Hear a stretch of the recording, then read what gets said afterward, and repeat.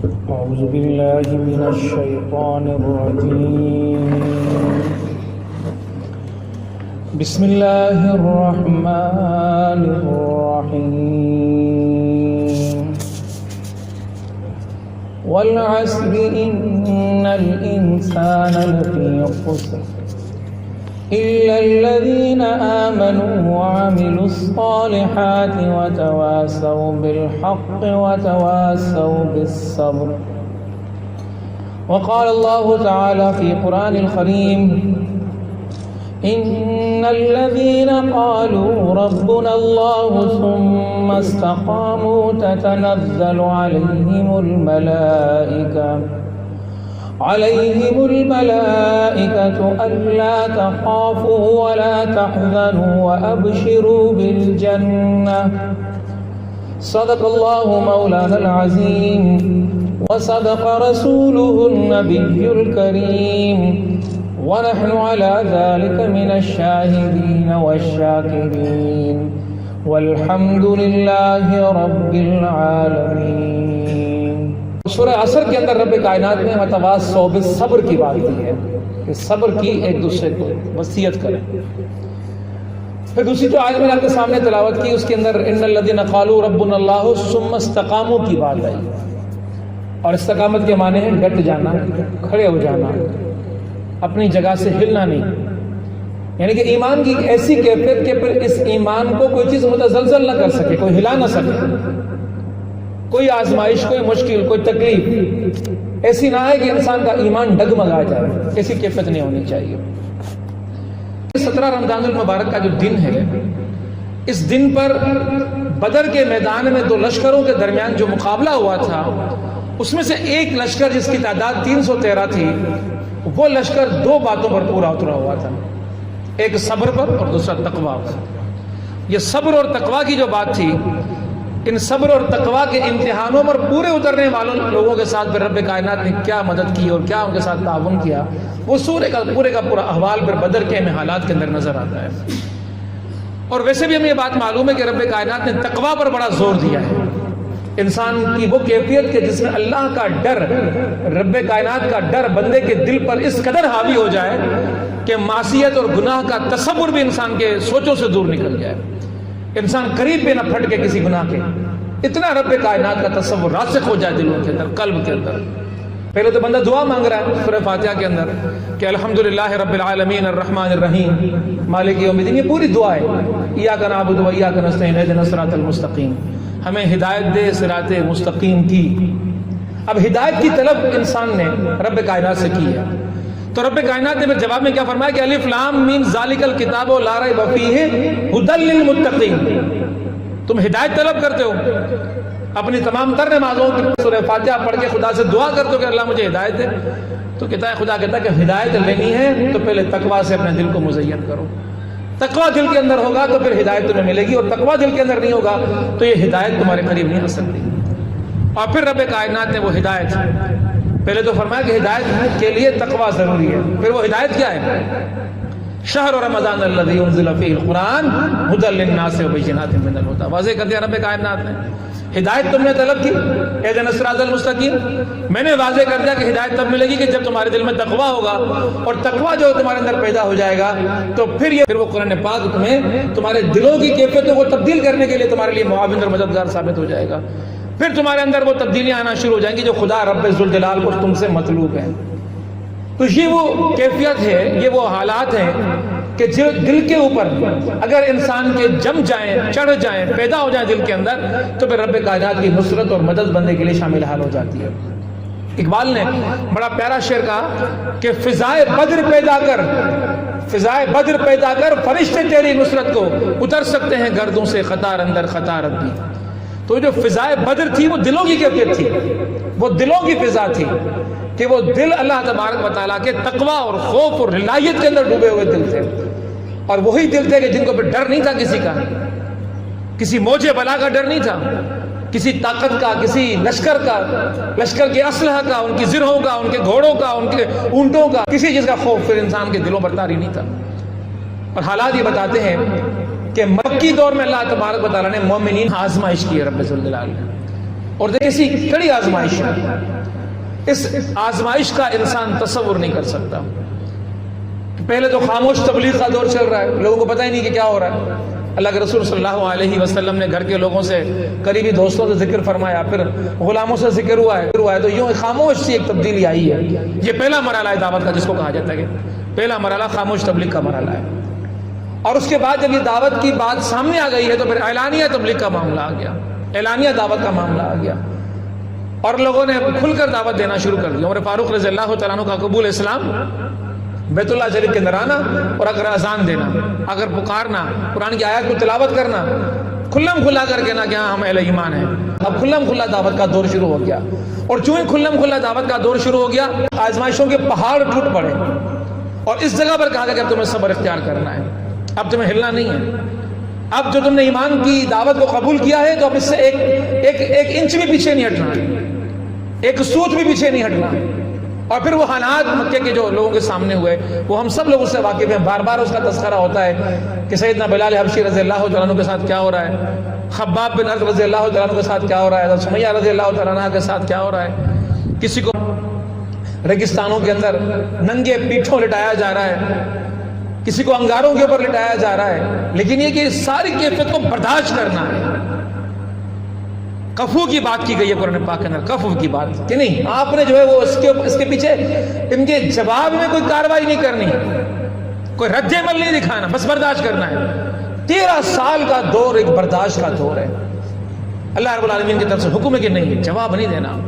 ایک ہی واقعہ ایسا آتا ہے کہ مکے کے اندر لوگوں نے جواب دیا ہے، اور وہ یہ کہ کچھ نوجوان اللہ رب العالمین کے جو ایمان لے کر آئے تھے، کسی جگہ کسی پہاڑی کے اوٹ میں چھپ کر جا کر عبادت کرنے لگتے ہیں، نماز پڑھتے ہیں، تو کچھ لڑکے وہاں سے گزرتے ہیں تو وہ ان کو دیکھ کر ٹھٹولیاں کرنے لگتے ہیں، مذاق اڑانے لگتے ہیں، تالیاں پیٹنے لگتے ہیں۔ تو حضرت سعد بن ابی وقاص رضی اللہ تعالیٰ عنہ کے اندر موجود ہیں، ان کو غصہ آتا ہے، پیچھے ہٹتے ہیں، اور برابر ہی ایک اونٹ کی کوئی ہڈی پڑی ہوئی تھی اٹھا کر کسی ایک کے سر پہ مارتے ہیں، اس کو خون بہ نکلتا ہے۔ ایک ہی واقعہ ہوتا ہے کہ مسلمانوں کے ہاتھ سے کسی کے اوپر حملہ ہوا، ورنہ مسلمانوں کو ہجرت کا تو حکم ملا کہ ہجرت کرو، حبشہ کی ہجرت ہوئی ہے، مدینہ کی ہجرت ہوئی ہے، لیکن کسی کے اوپر ہاتھ اٹھاؤ، ہاتھ اٹھانے کا حکم مکی دور کے اندر نہیں ہے۔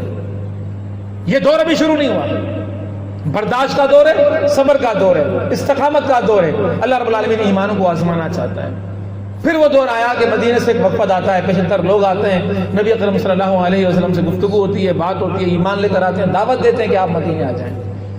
اب دعوت کے اگلے مراحل شروع ہو رہے ہیں۔ یہ پہلے دور کے مراحل کو بھی میں نے 2 مرحلوں میں کہا، لیکن لوگوں نے مزید مرحلوں کے اندر بھی کہا اس کے اندر۔ پھر ہجرت کا مرحلہ آیا ہے کہ اب یہ زمین تنگ ہو گئی ہے، لوگوں نے اتنا تشدد کیا، ایمان کے لیے زندگی گزارنا مشکل ہو گئی، تو ہجرت کریں۔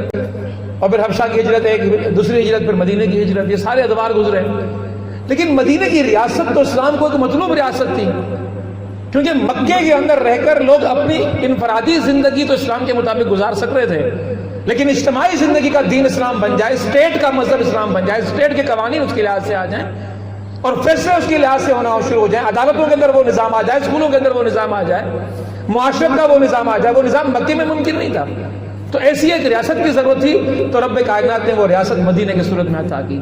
اور پھر صحابہ کو حکم ہوا کہ ہجرت کرو، ہجرت فرض کر دی گئی، اور پھر صحابہ نے ہجرت کی، سوائے چند صحابہ کے جو باوجود ایمان لانے کے وہ مکے میں رہ گئے، باقی سارے لوگ مدینے آ گئے۔ اور مدینے میں جیسے ہی وہ لوگ آئے تو اب کفر کو بڑی فکر رہا ہو گئی، بھئی ہمارے پاس تو ان کو ہم نے دبا کے رکھا ہوا تھا، ان کے اندر ہمت نہیں تھی، جرأت نہیں تھی، بقول ان کے کہ یہ لوگ ہمارے، حالانکہ یہ تو خدا کے حکم کے جد کچھ نہیں کر رہے تھے، لیکن ان کو یہ تھا کہ ہاں یہ تو دب کے بیٹھے ہوئے تھے، ابھی اگر الگ ہو گئے، ان کو وہاں سپورٹ مل گئی ہے، مدد مل گئی ہے مدینے کے اندر جا کر، اور ایک ریاست بننے جا رہی ہے، تو یہ ہمارے لیے بڑی مشکل ہے۔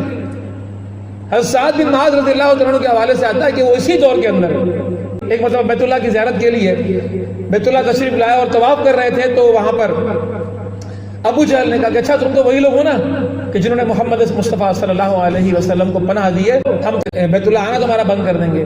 تو سعد بن معاذ نے کہا کہ اگر تم ہمارا مکہ آنا بند کر دو گے تو ہم تمہاری وہ شہرہ بند کر دیں گے جو تمہارے لیے شہرت کی حیثیت رکھتی ہے۔ مکے کا سارا کاروبار شام سے ہوتا تھا، جتنے بھی فصل اترتی تھی، جتنا بھی کام ہوتا تھا، جتنا کپڑا بنتا تھا، جو کچھ بھی مکے کے اندر کاروبار تھا، صنعت تھی، عرفت تھی، وہ سارا سامان اٹھا کر لے جاتے تھے شام، اور شام میں بیچ کے پھر وہاں سے پیسے لے کر آتے تھے۔ ایک ہی راستہ تھا تجارت کا، اور وہ جو راستہ تھا مدینہ اس راستے پہ پڑتا تھا۔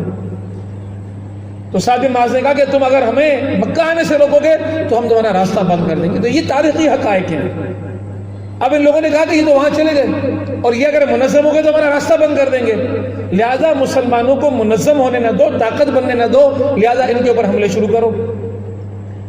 بدر کے واقعہ سے پہلے 8 چھوٹی چھوٹی لڑائیاں ہوئی ہیں مشرکین مکہ سے، 4 سریہ ہوئے، 4 غزوہ ہوئے ہیں، 4 ہوئے ہیں جن میں نبی اکرم صلی اللہ علیہ وسلم خود شریک ہوئے ہیں، اور 4 ہوئے ہیں جن میں نبی اکرم صلی اللہ علیہ وسلم نے صحابہ کو بھیجا ہے، کیونکہ وہ لوگ شرارتیں کر رہے تھے تو شرارتوں کی خبر لینے کے لیے چاہو، تو یہ صحابہ جاتے تھے نگرانی کرنے کے لیے، دیکھنے کے لیے، کبھی کوئی ان کا قافلہ گزر رہا تھا، کبھی وہ شرارت کے غرض سے آ رہے تھے، اور ان کی قیادت ایک ایسی ہستی کر رہی تھی کہ اس ہستی کا اس دنیا کے اندر ظہور ہونا اس کائنات میں رب کائنات کا بہت بڑا احسان تھا، اور صحابہ کرام رضی اللہ تعالیٰ مجمعین حیران ہو جایا کرتے تھے۔ ایک رات اچانک شور شرابہ مدینے کے اندر ہوا اور لوگ سب اٹھ گئے اور کہا کہ کسی نے جو ہے نا مدینے کے اوپر حملہ کیا، تو سارے لوگ سواریاں سنبھالنے لگے، دوڑنے لگے، دیکھنے لگے، کوئی چیز پکڑے ہیں، کچھ ہتھیار پکڑے ہیں، کچھ سواری پکڑے ہیں۔ اتنے میں دیکھا کہ ایک گھوڑے کی ننگی پیٹھ پر نبی اکرم صلی اللہ علیہ وسلم باہر سے واپس پلٹ رہے ہیں اور کہا کہ خیر ہے خیر ہے، بیٹھ جاؤ، کوئی مسئلہ نہیں، کوئی آیا تھا وہ بھاگ گیا۔ یعنی کہ سب سے پہلے حملہ آور کا پیچھا کرنے والی ذات محمد مصطفیٰ صلی اللہ علیہ وسلم کی ذات تھی۔ تو یہ واقعات ہو چکے تھے، اور مکے والوں کو معلوم تھا کہ مدینہ خطرناک ہے ہمارے لیے، مدینہ کی ریاست خطرناک ہے ہمارے لیے۔ پہلے تو یہ آپس میں منتشر تھے، اوس کی خزرج کی لڑائیاں چل رہی تھیں اور وہاں پر یہودی اپنی سازشیں کر رہے تھے، وہ 3 قسم کی قوتیں وہاں پر موجود تھیں، لیکن یہ اسلام ایک ایسی قوت وہاں پر بن کر گیا ہے کہ جس نے اوس اور خزرج کو آپس میں ملا دیا، اور محمد مصطفیٰ صلی اللہ علیہ وسلم کی جماعت جو یہاں سے مکے سے گئی تھی وہ بھی ان کے ساتھ مل گئی، اور ایک بہت بڑی قوت بن کر وہاں پر اس کفر کے لیے بڑا خطرہ بن گئے۔ ہماری شاہراہ کو نقصان پہنچ سکتا ہے، اور ادھر مدینے والوں کو یہ معلوم تھا کہ یہ مکے والے، یہ مشرکین کبھی ہمارے وجود کو گوارا نہیں کریں گے، یہ ضرور ہم پر حملہ آور ہوں گے، لیکن مکے والوں کو کمزور کرنا ہے تو کمزور کرنے کا ایک ہی راستہ ہے، اور وہ راستہ یہ شاہراہ جہاں سے ان کا کاروبار ہوتا ہے، اور یہ کاروبار اور یہ پیسہ اور یہ دولت جس کی بنیاد پر 13 سال تک ان لوگوں نے ہمارے پر ظلم کیا، پیسہ ہی تھا نا ان کے پاس، اور نبی اکرم صلی اللہ علیہ وسلم کے ساتھیوں کے پاس تو دولت نہیں تھی، پیسہ نہیں تھا، جو چند ایک دولت مند ساتھی تھے، عثمان غنی رضی اللہ تعالیٰ عنہ، حضرت عبدالرحمن بن عوف رضی اللہ تعالیٰ عنہ، حضرت ابوبکر صدیق رضی اللہ تعالیٰ عنہ، انہوں نے تو اپنا سارا پیسہ غلاموں کو آزاد کرانے پہ لگا دیا تھا، تو وہ پیسہ تو سارا ان کے پاس تھا، اور پیسہ کہاں سے رہا؟ پیسہ اس شاہراہ سے آ رہا ہے، اس کاروبار کی وجہ سے آ رہا ہے۔ تو کہا کہ اگر یہ شاہراہ کاٹ دی جائے تو ان کا کاروبار رک جائے گا، اور کاروبار رک جائے گا تو یہ کمزور پڑ جائیں گے، تو یہ کمزور پڑ جائیں گے تو اسلامی ریاست کے خطرات ختم ہو جائیں گے۔ اس دور میں یہ اطلاع ملی کہ ابو سفیان شام سے قافلہ لے کر آ رہا ہے، اس کے ساتھ 30 یا 40 جوان ہیں جو جنگجو ہیں، جو لڑاکا ہیں، جو لڑ سکتے ہیں، 30 یا 40 بس، لیکن اس کے پاس 50,000 اشرفیوں کا مال ہے۔ ایک اشرفی سون کی ہوتی تھی، 50,000 سون کی اشرفیاں، یہ اتنا پیسہ اس کے پاس ہے، اور اونٹوں کے اوپر لاد کر وہ لے کر آ رہا ہے، اور گزرے گا مدینے کے قریب سے اور جائے گا مکہ، تو کیوں نہ اس کے اوپر حملہ آور ہو جائے۔ اللہ کے رسول صلی اللہ علیہ وسلم صحابہ کو بلایا، جمع کیا اور کہا کہ آپ بتاؤ کہ کیا کرنا ہے، یہ ابو سفیان یہاں سے گزرنے والا ہے، 30-40 کے قریب اس کے ساتھ لڑاکا لوگ ہیں، ہم لوگ حملہ کر دیں، اسلام کو قوت مل جائے گی، اسلام کے پاس پیسہ آ جائے گا، اسلام کے پاس دولت آ جائے گی، یہی دولت اور یہ پیسہ ہم اپنی حالات کو سدھارنے میں اور آئندہ کی لڑائیوں کے لیے اکٹھا کر لیں گے۔ صحابہ نے کہا کہ اچھی بات ہے، اس کے لیے تیاری کرنے میں کوئی مشکل نہیں ہے، اور صحابہ نے جو جس کے جیسے حالات تھے کہا کہ ہم چلنے کے لیے تیار ہیں۔ کچھ صحابہ نے کہا رسول خدا یہ تو اچانک سی بات ہو گئی ہے، ہم بھی چلنا چاہتے ہیں لیکن میری سواری دیہات میں گئی ہوئی ہے، ذرا صبر کریں۔ اللہ کے رسول نے فرمایا کہ نہیں، تم پر لازم نہیں، تم پہلے بیٹھ جاؤ، جس کے پاس سواری ہے جو چل سکتا ہے چلے، ورنہ ہم لوگ جا رہے ہیں، اور اجرت میں مدینے سے نکلے ہیں۔ اس لیے کئی صحابہ پیچھے رہ گئے، ایسا نہیں کہ کوئی صحابہ جو پیچھے رہ گئے ان کے ایمان کمزور تھے، چلنا وہ بھی چاہتے تھے، لیکن حکم اتنا اچانک ہوا تھا، اور جب مدینے سے باہر نکلے تو اللہ کے رسول نے فرمایا گنو کتنے لوگ ہیں، کہا کہ 313 ہیں۔ اللہ کے رسول نے فرمایا کہ چلو، خوش ہوئے، اتنی تعداد ہے کہ ہم ابو سفیان کے لشکر کا مقابلہ کر سکتے ہیں۔ ادھر ابو سفیان بہت بڑا جنگجو تھا، بعد میں کفار کا سردار بھی بنا۔ ابو سفیان کو پہلے خطرہ تھا کہ یہ معاملہ ہو سکتا، تو اس نے اپنے ایک ساتھی اس کو کہا کہ تم جاؤ اور جا کے مکے کے اندر جا کر یہ اعلان کرو کہ مسلمانوں نے حملے کی تیاری کر دی، وہ ہمارے لشکر پر حملہ کرنا چاہتے ہیں، تمہاری ساری دولت چھن جائے گی۔ اور ادھر مکے کے اندر ایک اور واقعہ ہوا، انہی دنوں کے لگاتار واقعات ہو رہے ہیں۔ تیسرا واقعہ مکے کے اندر ہوا ہے، حضرت عاتقہ نبی اکرم صلی اللہ علیہ وسلم کی پھپھو ہیں، کہ جنہوں نے ایک خواب دیکھا ہے کہ ایک بندہ ہے جو مکے میں آ رہا ہے اور وہ اگر اعلان کر رہا ہے کہ یہاں تباہی آنے والی ہے، بربادی آنے والی ہے، 3 دن کے اندر جو کچھ کرنا ہے کر لو، پھر وہ پہاڑی پہ چڑھتا ہے، وہاں سے ایک پتھر گرتا ہے اور کوئی گھر باقی نہیں مکے کا۔ وہ حضرت عباس رضی اللہ تعالیٰ عنہ سے ذکر کرتی ہیں، حضرت عباس رضی اللہ تعالیٰ عنہ مسلمان تو ہو گئے تھے لیکن وہ مکے میں رہ گئے تھے پیچھے، کہ میں نے یہ خواب دیکھا ہے، حضرت عباس نے کہا کہ تم کسی سے ذکر مت کرنا، لیکن انہوں نے خود نے ولید سے ذکر کیا ہے کہ دیکھو یہ میں نے، میری بہن نے یہ خواب دیکھا ہے. انہوں نے اپنے بیٹے سے ذکر اور انہوں نے جا کے ذکر کر دیا مکے کے پورے کے اندر. اب پورے مکے کے اندر بات پھیل گئی. حضرت عباس رضی اللہ عنہ واقعہ بیان فرماتے ہیں کہ میں بیت اللہ کا طواف کر رہا ہوں تو ابو جہل کی آواز آئی کہ عباس جب طواف مکمل کر لو تو میرے پاس آ جانا، تم سے بات کرنی ہے. حضرت عباس رضی اللہ عنہ بات کرنے گئے ہیں. کہا کہ تمہارا ایک تو تمہارا بھتیجا وہ یہ کہتا ہے کہ میں نبی بن گیا ہوں، اب تمہاری عورتیں بھی نبی بن گئی ہیں، وہ بھی خبریں لا رہی ہیں. کہتی ہے کہ یہ پورا واقعہ، پورے کا پورا واقعہ کھول کے بیان کر دیا. اب تو وعدہ کر چکے تھے کسی سے بیان نہیں کرنا. تو حضرت عباس نے کہا کہ میں بے خبر رہا. لیکن ابو جہل نے کہا کہ 3 دن کے اندر اگر یہ بات پوری نہیں ہوئی تو پھر ہم تمہیں دیکھ لیں گے. یہ دھمکی دے دی ابو جہل نے. حضرت عباس گھر آئے تو حضرت ابو المطلب کی جو گھر کی خواتین تھیں وہ ساری حضرت عباس کے پاس آ گئیں اور تاریخ کی کتابوں میں لکھا، کہا کہ پہلے تو مردوں کو برا بھلا کہتے تھے، تمہاری عورتوں کو برا بھلا کہہ رہے ہیں، پھر بھی تم خاموش رہے. حضرت عباس نے کہا کہ 3 دن کی اس نے بات کی، 3 دن پورے ہو جانے تو اس کے بعد میں اس کو دیکھ لوں گا. یعنی کہ ان کو بھی یقین ہے کہ خواب سچا ہے اور 3 دن میں کچھ نہ کچھ ہونا ہے. پھر حضرت عباس فرماتے کہ میں تیسرے دن جب بیت اللہ گیا ہوں اور میں نے جا کے وہاں طواف کرنا چاہا، دیکھا کہ ابو جہل بیٹھا ہے. میں نے کہا طواف مکمل کر کے ابو جہل کے پاس جاتا ہوں. طواف مکمل کر کے میں جو ہی ابو جہل کے پاس جانے کے لیے بڑھا ہوں تو ابو جہل جسم میں دبلا پتلا ہوا کرتا تھا، حضرت عباس کی روایت کے مطابق وہ تیزی سے توڑا اور کعبۃ اللہ شریف کے دروازوں سے باہر نکلا ہے. تو میں حیران ہو گیا کہ مجھ سے بات کرنے کے بجائے باہر کیوں نکل رہا ہے، اس کو تو بے عزتی کرنے کا موقع چاہیے تھا. آج تیسرا دن مکمل ہو رہا ہے لیکن 3 دن مکمل ہونے کے باوجود بھی یہ مجھ سے بات کے بغیر باہر دوڑا ہے. تو میں بھی اس کے پیچھے گیا تو دیکھا کہ وہی ابو سفیان کا نمائندہ وہاں کھڑا، وہ سب کو کہہ رہا ہے کہ محمد مصطفیٰ صلی اللہ علیہ وسلم حملہ کرنے والے ہیں، چلو چلو جلدی کرو اپنے لشکر کو بچاؤ. اب ابو جہل نے کہا وہ بات تو ٹھیک ہو گئی، واقعی حملہ ہونے والا ہے. اب لوگوں سے کہا جمع ہو جاؤ. تو مکے کے لوگوں نے، کیونکہ پیسہ تو ان کے پاس تھا، ہتھیار ان کے پاس تھے، 600 زرہ پوش جوان اکٹھے ہو گئے، 200 گھوڑے ان کے پاس آ گئے، اونٹوں کے اوپر لوگ بیٹھے اور ایک بڑا زبردست لشکر اٹھایا اور لشکر تیار کر کے اس قافلے کو بچانے کے لیے باہر نکلے ہیں. ایک ان کا حلیف قبیلہ ہے، وہ ان سے کہتا ہے کہ تم لڑنے کے لیے جا رہے ہو تو ہم تمہاری مدد کرنا چاہتے ہیں، بتاؤ کہ تمہیں اونٹ دیں، بتاؤ تمہیں سواریاں دیں، بتاؤ تمہیں ہتھیار دیں. تو ابو جہل جوش کے اندر ہے اور کتنا تکبر کے اندر ہے، کہتا ہے کہ اگر انسانوں سے مقابلہ ہے تو ہمارے مرد کافی ہیں، مقابلہ کر لیں گے مدینے والوں سے. لیکن وہ جو محمد کہتا ہے کہ میرے ساتھ اللہ ہے، اگر اللہ مقابلہ کر رہا تو پھر ہم مقابلہ نہیں کر سکتے. دیکھیں کتنا اس کو یقین تھا لیکن ایمان نہیں لاتا تھا کہ اگر اللہ پہ یقین ہے، اللہ کا وجود ہے، لیکن محمد مصطفیٰ صلی اللہ علیہ وسلم کو نبی ماننے کے لیے تیار نہیں ہے. اور پھر یہ سارے واقعات ہوتے ہیں. ابو سفیان بدر ہی کا وہ مقام ہے، چوراہا بنتا ہے سب کے لیے. ابو سفیان خود اس چوراہے کے اوپر آتا ہے. اس سے پہلے نبی کرم صلی اللہ علیہ وسلم کے 2 صحابہ وہاں پہنچتے ہیں پانی بھرنے کے لیے. ایک فرد وہاں کھڑا ہوا ہے، اس سے پوچھتا کہ یہاں کون کون آیا تھا. کہا کہ 2 بندے آئے تھے اس اونٹنی کے اوپر. آگے بڑھ کے اس اونٹنی کو گندگی پھیلائی جا کے چیک کرتا، کہتا کہ اس میں تو مدینے کی کھجوروں کی گٹھلیاں موجود ہیں. تو یہ مدینے کے یعنی کہ محمد مصطفیٰ صلی اللہ علیہ وسلم کے لوگ ہیں، لشکر قریب ہم پر حملہ ہوا چاہتا ہے. تو اس نے وہ راستہ چھوڑا اور سمندر کے قریب کنارے سے اپنا لشکر لے کے نکلنے لگ گیا.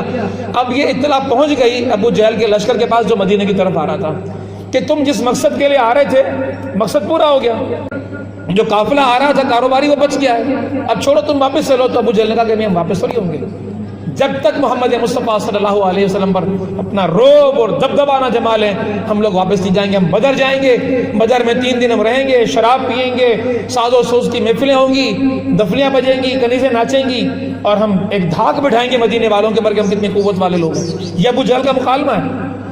اس کے بعد ابو جہل اپنا لشکر لے کے بدر کے میدان میں پہنچتے ہیں. دراصل نبی اکرم صلی اللہ علیہ وسلم صحابہ سے مشورہ کرتے کہ بتائیں کیا کریں، اور واضح کہتے ہیں کہ اللہ رب العالمین نے وعدہ کیا ہے کہ 2 میں سے ایک لشکر میں تمہیں کامیابی دوں گا.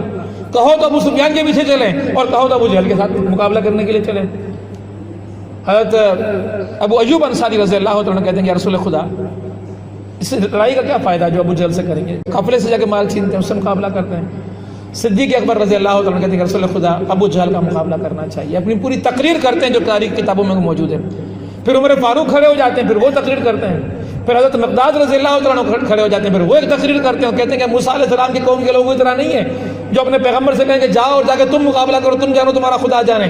ہم ان میں سے نہیں ہیں. رسول خدا جہاں تک لے جانا چاہو ہمیں لے جاؤ، ہم تو سمندروں میں اترنے کے لیے بھی آپ کے ساتھ تیار ہیں. لیکن نبی اکرم صلی اللہ علیہ وسلم بار بار سوال کر رہے ہیں اور ہر مرتبہ سوال کہ بتاؤ کیا کرنا چاہیے. کبھی صدیق اکبر کھڑے ہو رہے ہیں، کبھی ابو ایوب انصاری کھڑے ہو رہے ہیں، کبھی عمر فاروق کھڑے ہو رہے ہیں، کبھی حضرت مقداد کھڑے ہو رہے ہیں. اب حضرت معاذ سمجھ جاتے ہیں کہ اللہ کے نبی صلی اللہ علیہ وسلم کا اشارہ کس کی طرف ہے.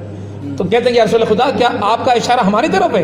تو رسول خدا نے فرمایا کہ ہاں میرا اشارہ تمہاری طرف ہے، بتاؤ تمہارا کیا ارادہ ہے؟ وہ چونکہ انصار کے سردار تھے اور اس لشکر میں سب سے زیادہ انصاری موجود تھے، کہا رسول خدا ہم آپ کے اوپر ایمان لے کر آئے ہیں، اور ایمان ہمارا وہ ایمان نہیں ہے جو اس سے پہلے نبیوں کے لوگ لائے تھے ایمان کہ تم جانو تمہارا خدا جانے، ہم آپ کے اوپر وہ ایمان لے کر آئیں کہ آپ جہاں کہو گے جس طرف کہو گے ہم ہر طرح ہر سے آپ کا ساتھ دینے کے لیے، آپ پر نچھاور ہونے کے لیے، آپ پہ جانے قربان کرنے کے لیے تیار ہیں یا رسول خدا آپ سے حکم فرمائے۔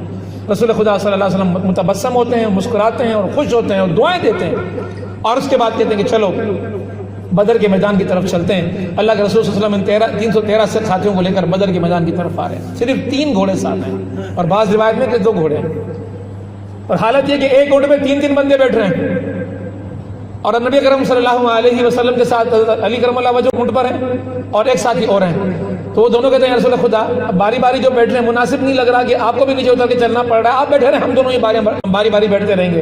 اللہ کا فرمایا کہ میں تم سے زیادہ قوی ہوں، اس بات کی فکر نہ کرو، اور ساتھ ساتھ ان کے چلتے ہوئے بدر کے میدان میں آ کے ایک جگہ رکیں، تو ایک صحابی کہتے ہیں رسول خدا یہ خدا کا حکم ہے کہ یہاں رکنا ہے یا آپ نے اپنی تدبیر کی ہے؟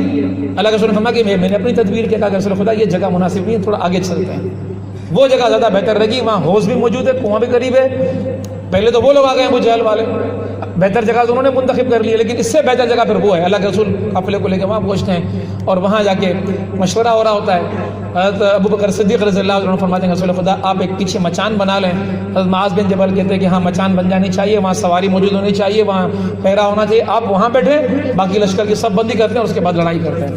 اب یہ لڑائی کی تیاریاں ہو رہی ہیں۔ اب صحابہ کرام رضی اللہ عنہ اجمعین اس پورے واقعات کو جب بیان کرتے ہیں تو ایک واقعہ ذرا غور سے سنیے گا۔ شیطان بھی اس پورے قافلے کے ساتھ چلا ہے اور کہتے ہیں سراقہ کی شکل میں ساتھ چلا ہے اور مکے سے لے کر ساتھ چلا ہے، اور وہ ان کو جو ہے نا مسلسل اشتعال دلاتا ہوا چل رہا ہے کہ لڑنا ہے، بڑھنا ہے، مرنا ہے، مارنا ہے، یہ کرنا ہے، مستقل جہاں جہاں کے مشورے ہوتے ہیں مشورے میں یہ فوراً پہنچ جاتا ہے، جا کے کوئی نہ کوئی ایسا مشورہ دے رہا ہے۔ شیطان ساتھ ساتھ چلا ہے، اس سے ظاہر ہوتا ہے کہ شیطان تو ہر دور میں ساتھ چلے گا، شیطان تو اس وقت ہمارے ساتھ بھی چلے گا، شیطان تو ہمارے ذہنوں میں بھی سوالات پیدا کرے گا۔ ہم کوئی بھی دین کا کام اٹھا کے کرنے نکلیں گے تو یہ سارا کام وہ کرتا ہوا اس دور سے آ رہا ہے، اور اس وقت کون سے اہل ایمان موجود تھے؟ نبی کرم صلی اللہ علیہ وسلم کے ساتھی موجود تھے اور مشرکین مکہ کے ساتھ لوگ موجود تھے، لیکن اس حالت کے اندر بھی وہ اپنا پورا کردار ادا کر رہا ہوتا ہے کہ انتشار پھیلے، لڑائیاں ہو جائیں، تو شیطان کے شر سے بھی پناہ مانگیں اللہ رب العالمین کی بارگاہ سے۔ اور میں تو اس واقعے کو جب بدر کے واقعے کو پڑھتا ہوں اور اس بدر کے واقعے میں سراقہ کی پوری بات کو میں پڑھتا ہوں تو میں حیران رہ جاتا ہوں کہ اہل ایمان کی ان دنیاؤں کے اندر میں فضاؤں کے اندر ہم کس طرح شیطان کے شر سے بچ سکتے ہیں۔ یقیناً تبھی بچ سکتے ہیں جب اللہ رب العالمین کی نصرت ہمیں حاصل ہو جائے، جب مدد حاصل ہو جائے۔ اب حالت یہ کہ ادھر کفار کو وہ جوش دلا رہا ہے، ادھر اہل ایمان کے دلوں میں خوف پیدا کر رہا ہے کہ دیکھو ان کا لشکر اتنا بڑا ہے، 600 زرہ پوش ہیں، 1000 لوگ ہیں، تم سے 3 گنا زیادہ ہیں، اتنی ان کے پاس تلواریں، اتنی ان کے پاس زرہ ہیں، اتنے ان کے پاس نیزیں، اتنے ان کے بڑے بڑے پہلوان ہیں ان کے پاس، اور ادھر مسلمانوں کے دلوں میں بھی وہ خوف پیدا کر رہا ہے، وسوسے پیدا کر رہا ہے کہ دیکھو تم تو کمزور ہو، دیکھو تم تو چھوڑے ہو، تمہارے پاس تو ہتھیار بھی نہیں ہے، تمہارے پاس تو یہ بھی نہیں ہے، تمہارے پاس تو وہ بھی نہیں ہے۔ قرآن کے اندر سورہ انفال کے اندر آتا ہے، پوری تفصیل آتی ہے سورہ انفال کے اندر، اس تفصیل کے اندر یہ لکھا ہوا ہے کہ اللہ رب العالمین نے پھر برسات برسا دی ہے، کیونکہ جگہ صحیح نہیں ملی تھی، ریتیلی جگہ تھی، چلنے میں ریت آگے پیچھے ہو جاتی ہے، پاؤں ٹکتا نہیں ہے، اور پانی بھی قریب نہیں تھا، پانی بھی ان کے زیادہ قریب تھا جو بدر کے اندر کفار کا لشکر تھا۔ اب جب برسات ہوئی تو پانی آگے نیچے جمع ہوا، اللہ کے رسول نے حوض بنا لی، پانی اس میں جمع ہو گیا، مسلمانوں کے لیے خوب پانی ہو گیا۔ پھر جب برسات ہوئی تو وہ ریتیلی زمین تھی، وہ بیٹھ گئی پانی کی وجہ سے، اب قدم جمانا آسان ہو گیا، اور ادھر ان کے پاس پھسلن ہو گئی، ان کے لیے کھڑا ہونا مشکل ہو گیا۔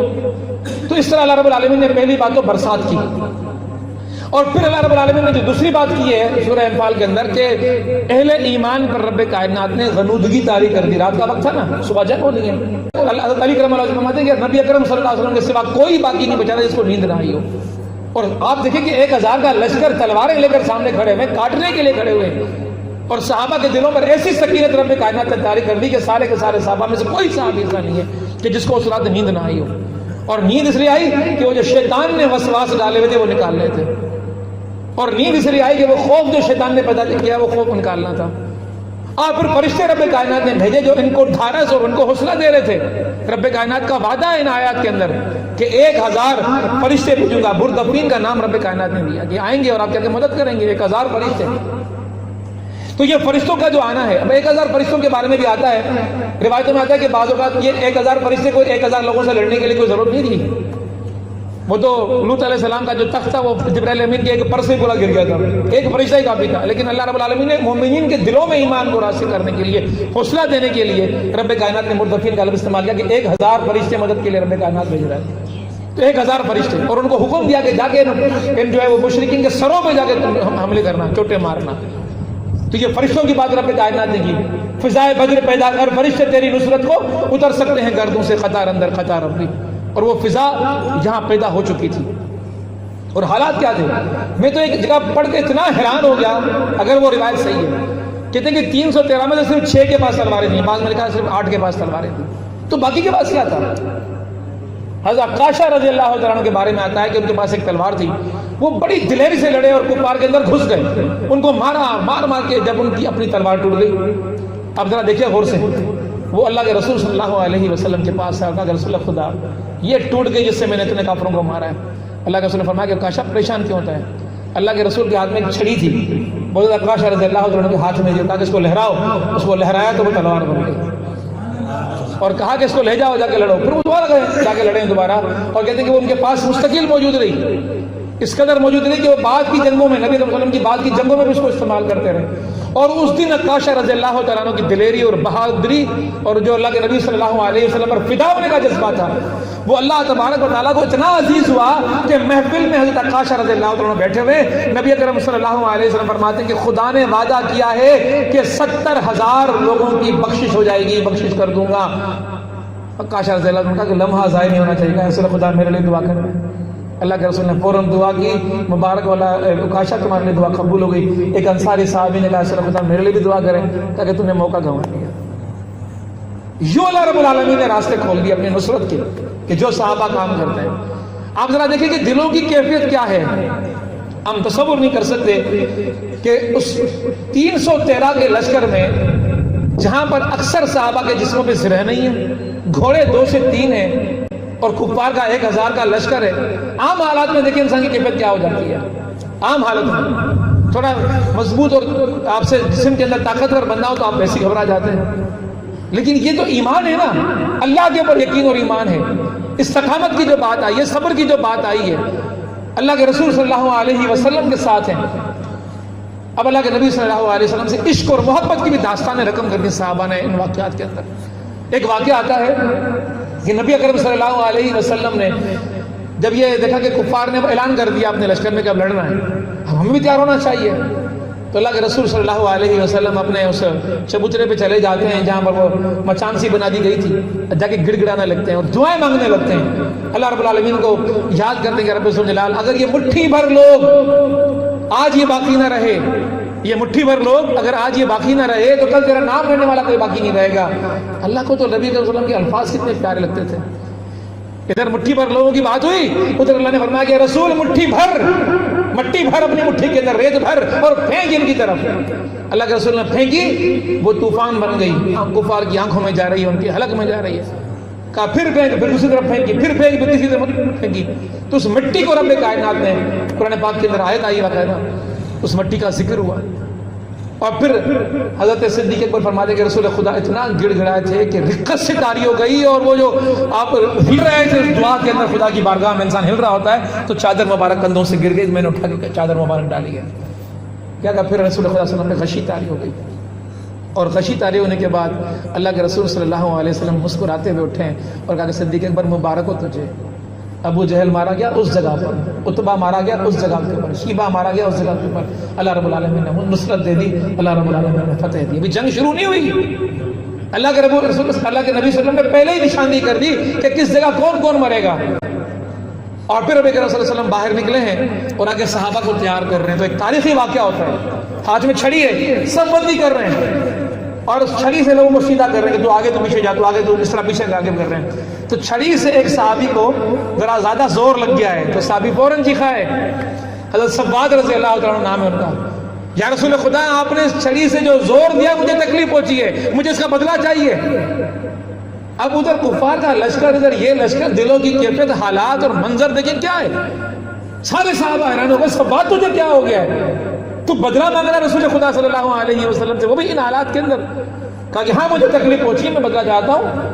اللہ کے رسول صلی اللہ علیہ وسلم کا دیکھیں مصطفیٰ کیسا ہے. دنیا کا کوئی بادشاہ ہوتا لیکن یہ رسول خدا صلی اللہ علیہ وسلم نے کہا کہ تو اپنا بدلہ لے لے. کہا کہ نہیں رسول خدا دیکھیں میرا پیٹ ننگا تھا، آپ کے پیٹ میں تو کرتا ہے. اللہ کے رسول صلی اللہ علیہ وسلم نے اپنا کرتا اونچا کر دیا کہ یہ اپنا بدلہ لے لیں. تو وہ آگے بڑھے اور نبی کریم صلی اللہ علیہ وسلم کا پیٹ کا بوسہ لے لیا ہے اور اپنا چہرہ جو ہے اللہ کے رسول صلی اللہ علیہ وسلم کے جسم کے ساتھ رگڑا ہے. کہا کہ مجھے یقین ہے کہ مجھے شہادت کی موت ملنے والی ہے اس جنگ کے اندر، اس جہاد کے اندر، لیکن میں چاہتا ہوں کہ میں اس عالم میں اللہ کی بارگاہ میں پہنچوں کہ میرے ہونٹ نبی کریم صلی اللہ علیہ وسلم کے جسم کو چھو چکے ہوں اور میرا چہرہ نبی کریم صلی اللہ علیہ وسلم کے جسم کو چھو چکا ہوں. یہ یقین اور یہ ایمان، یہ تعلق تو اعزاز ملتا ہے پھر انسان کو. وہ جب مدینے سے نکلے تھے تو واقعات کے اندر آتا ہے تو کہ اللہ کے رسول صلی اللہ علیہ وسلم صحابہ کو جمع کر رہے ہیں. اور میں پہلے بیان کر چکا کہ ابو سفیان کا قافلہ مد مقابل تھا نا، تو تعداد تو درکار نہیں تھی اتنی.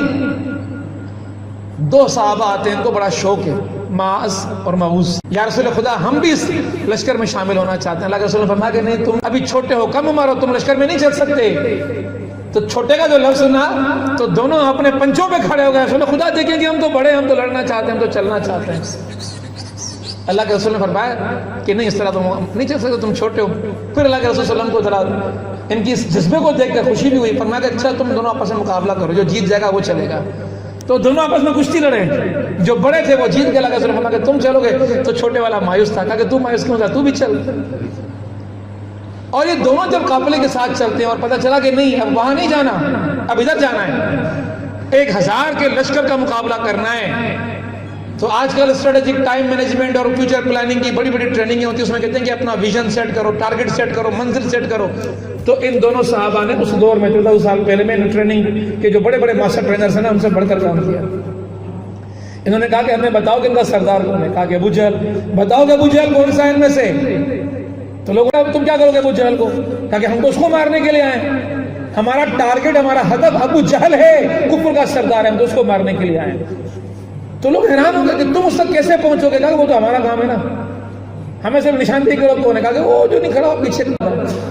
اچھا یہ تو ہم جا کے لڑتے ہیں. اب گھس گئے لشکر کے اندر، اسلامی لشکر کے اندر. جب مقابلہ شروع ہو گیا، حضرت عبد الرحمن بن عوف رضی اللہ عنہ واقعہ بیان فرماتے ہیں کہ جب لڑائی چل رہی تھی تو لڑائی میں یہ خواہش ہوتی ہے ہر ایک کی کہ جب ہم لڑائی میں آگے بڑھیں تو دائیں ہاتھ بھی کوئی دلیر، بہادر، مضبوط قسم کا آدمی ہونا چاہیے اور بائیں جانب بھی کوئی مضبوط اور دلیر قسم کا آدمی ہونا چاہیے، تاکہ نہ دائیں سے کوئی کافر حملہ کر سکے، نہ بائیں سے کوئی دشمن حملہ کر سکے.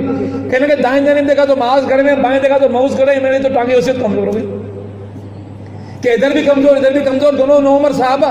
اب میری حالت کیا ہوگی، کافر سے مقابلہ کیسے ہوگا. فرماتے ہیں کہ اتنے میں ان دونوں نے کہا کہ چچا بتا ابو جہل کہاں ہیں. کہ میں حیران ہو گیا کہ ابو جہل کا پوچھ رہے ہیں یہ لوگ. کیا کرو گے ابو جہل کا. ہم نے اس کو مارنے کے لیے. کہا کہ وہ ہے ابو جہل. اور پھر یہ کہتے ہیں کہ دونوں تیزی سے آگے بڑھے ہیں، سارے لشکر کو کاٹتے ہوئے آگے بڑھے ہیں اور جا کر ابو جہل کی ٹانگ پر وار کیا. گردن پہ تو پہنچ نہیں پا رہے تھے، ٹانگ پہ زخم لگا تو گر گیا ہے. معاذ نے گرایا اور معوذ نے جو نا وہ گردن پہ تلوار چلائی ہے. اس طرح ابو جہل کا خاتمہ ہوا ہے. بے شمار واقعات آتے. اب دیکھیں نبی اکرم صلی اللہ علیہ وسلم کی زندگی کے اندر جو ہمیں چیزیں نظر آتی ہیں، ان کے اندر ایک چیز اور بھی میں آپ کے سامنے بیان کرنا چاہوں گا کہ یہ جو بدر کا میدان تھا یہ بڑا مشکل میدان تھا، آسان میدان نہیں تھا. اس میدان کے اندر ادھر جو لشکر تھا اس میں کوئی غیر نہیں تھے، اس میں بھی اپنے تھے. سیدنا ابو بکر صدیق رضی اللہ عنہ کا بیٹا اس طرف موجود تھا، عبد الرحمن نام تھا اس کا. نبی اکرم صلی اللہ علیہ وسلم کی بیٹی حضرت زینب کا شوہر ابو العاص اس لشکر کے اندر موجود تھا. عمر فاروق کے شاید ماموں تھے اس لشکر کے اندر موجود. علی رضی اللہ عنہ کے بھائی ابو طالب کے بیٹے کفار کے لشکر کے اندر موجود تھے. اور اب جب مقابلہ ہو رہا ہے تو مشہور جملے آپ نے سنے ہوں گے صدیق اکبر رضی اللہ عنہ. جب بعد میں حضرت عبد الرحمن ایمان لے کر آتے ہیں تو کہتے ہیں کہ ابا بدر کے میدان میں ایک موقع ایسا آ گیا تھا کہ آپ میرے باغ کے بالکل نشانے پر تھے، لیکن میں نے باپ سمجھ کے آپ کو چھوڑ دیا. صدیق اکبر کہتے ہیں کہ تو نے تو مجھے چھوڑ دیا، تو کفر پہ تھا، لیکن تو اگر میرے نشانے پر ہوتا تو عبد الرحمن تمہارے میرے بیٹا کیوں نہ تھا، میں تجھے کبھی نہ چھوڑتا. اور ابو العاص کے بارے میں آتا ہے کہ جب یہ جنگ ختم ہوئی، یہ لوگ گرفتار ہوئے تو 70 کفار گرفتار ہوئے، ان میں ابو العاص بھی موجود تھے. اور نبی اکرم صلی اللہ علیہ وسلم کو معلوم ہے میرا داماد ہے، بیٹا تو تھا نہیں، بیٹیاں ہی تھیں. اور ان بیٹیوں میں سے ایک بیٹی جس کو کفار مدینے آنے نہیں دے رہے، وہ ایمان لے کر آئی ہے، شوہر نے اسلام قبول نہیں کیا، اس کے باوجود روک کے بیٹھے ہوئے اس کو. اب کیا کریں اللہ کے رسول صلی اللہ علیہ وسلم؟ اس کے باوجود کہ یہ حالت ہے، اللہ کے رسول صلی اللہ علیہ وسلم نے کہا کہ اس کو بھی قیدیوں کے ساتھ رکھو. جو باقیوں کے لیے فیصلہ ہے وہی فیصلہ اس کے لیے. اگر باقیوں کے لیے فدیہ لے کر واپس لیا جائے گا تو اس کو بھی فدیہ کے بغیر نہیں چھوڑا جائے گا. اور دیکھیں فدیہ کیا آیا ہے. حضرت زینب رضی اللہ تعالی عنہا نے اپنا ہار بھیجا ہے، اور جب وہ ہار نبی اکرم صلی اللہ علیہ وسلم کے سامنے آیا تو نبی اکرم صلی اللہ علیہ وسلم کی آنکھوں سے آنسو آ گئے. بی بی خدیجہ الکبریٰ رضی اللہ تعالی عنہا نے اپنی بیٹی اور بی بی زینب کو وہ ہار جہیز میں دیا تھا. اب اللہ کے رسول صلی اللہ علیہ وسلم اس ہار کو دیکھتے ہیں اور پھر باقی وہ جو صحابہ بیٹھے ہوئے وہاں پر ان سے کہتے ہیں کہ بتاؤ تمہارا فیصلہ کیا ہے؟ یہ تو ہار وہ ہے جو میری خدیجہ نے اپنی بیٹی زینب کو جہیز میں دیا تھا، کیا یہ لے کے تم ابو العاص کو چھوڑو گے؟ اب صحابہ کیا کہیں کہ بھائی جب ہمارے عزیزوں کے لیے یہ فیصلہ ہے تو آپ کے لیے بھی یہ فیصلہ ہونا چاہیے. لیکن ایسا معاملہ صحابہ کا نہیں تھا. کہا کہ رسول خدا اگر اس کو آپ چھوڑنا چاہیں تو ہمیں اس پہ کوئی اعتراض نہیں ہے. اللہ کے رسول نے ہار بھی واپس کر دیا، ابو العاص کو بھی واپس کر دیا. ابو العاص چلے گئے. کچھ عرصے کے بعد ابو العاص نے کاروباری قافلے سے نکلے، مسلمانوں کے لشکر نے ان کو سامان چھین لیا، سامان آ کے مدینے لے کر آ گئے. ابو العاص کہاں جائے؟ ابھی تک اسلام قبول نہیں کیا. اچانک ایک رات وہ گھر میں داخل ہوتے ہیں، بی بی زینب کے پاس بی بی زینب آ چکی ہیں، کیونکہ جب یہ چھوڑا گیا تھا بدر کے قیدیوں کے بدلے میں چھوڑا گیا تھا تو وعدہ لیا گیا تھا بی بی زینب کو آپ بھیجو گے، اور بی بی زینب کو جس حال میں بھیجے گے پورا تاریخ. لیکن اب انہوں نے آ کے بی بی زینب کے پاس آئے اور آ کے کہا کہ میں آپ کی پناہ لیتا ہوں. اب بی بی زینب کیا کریں گے؟ یہ سابقہ شوہر ہیں، پناہ دینی پڑی. فجر کی نماز ہو رہی ہے، نماز کی صفیں بن چکی ہیں، اللہ کے رسول کھڑے ہوئے ہیں. اتنے میں نسوانی آواز آتی ہے، آواز یہ آئی کہ میں نے ابو العاص کو پناہ دی، میں نے ابو العاص کو پناہ دی. اللہ کے رسول صلی اللہ علیہ وسلم سلام پھیرتے ہیں، پوچھتے ہیں کہ آواز تم لوگوں نے سنی جو میں نے سنی؟ کہا کہ ہاں. کہا کہ ہم میں سے کمزور بھی اگر کسی سے کوئی عہد کہتا ہے تو وہ ہم سب کا عہد ہے، وہ ہم سب کا وعدہ، ہم سب کو اس کو پورا کرنا ہے. پھر گھر کی طرف آیا اور بی بی زینب سے فرمایا کہ یہ تمہارا شوہر نہیں ہے کیونکہ یہ مشرک ہے ابھی تک. جب یہ سلوک دیکھا تو پھر نبی اکرم صلی اللہ علیہ وسلم نے فرمایا کہ ابو العاص کا سارا سامان اس کو لوٹا دو. صحابہ نے جو چیزیں لی تھیں ساری کی ساری کوئی چیز پیچھے نہیں دی، ابو العاص کو لوٹا دی. اور ابو العاص نے جب مسلمانوں کا یہ رویہ دیکھا تو کہا کہ اب اس اسلام کے اور میرے درمیان کوئی رکاوٹ نہیں رہ سکتی. ابو العاص رضی اللہ تعالیٰ عنہ مسلمان بن جاتے ہیں. تو بے شمار واقعات ہیں بدر کے، بے شمار حالات ہیں جو قلبی کیفیات کو بیان کرتے ہیں. وہ جو بات میں نے جہاں سے شروع کی تھی، صبر اور پھر دل کی کیفیت تقوی، یہ صحابہ اکرام رضی اللہ عنہم اجمعین کو حاصل ہو گیا تھا.